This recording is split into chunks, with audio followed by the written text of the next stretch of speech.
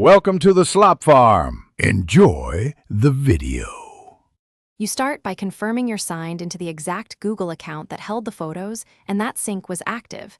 This avoids chasing the wrong storage. Next, open Google Drive and immediately navigate to Trash. Deleted files remain there up to 30 days. Once there, use the search box and type the photo file name or filter by item type and date range so you can spot images fast. If you find them, select and choose Restore to Return Files to their original folder.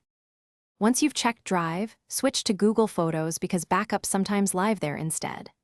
Open the Photos app or Photos.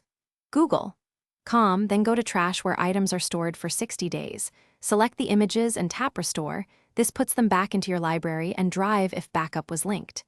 If you don't see them, use Drive's advanced search with owner, me, and file type, JPG or file type, PNG, and scan recent folders. Make sure to sort by newest, so buried items appear first. To finish, inspect account activity and shared folders. Sometimes photos were moved rather than deleted. If you're an administrator, use the Admin Restore tool to recover beyond trash limits. Otherwise, contact Google Drive support and describe file names, dates, and device details for assisted recovery. Once restored, verify thumbnails and open each photo to confirm integrity.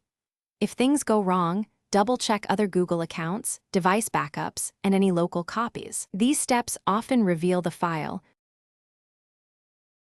Thanks for watching. Consider subscribing if we helped you today.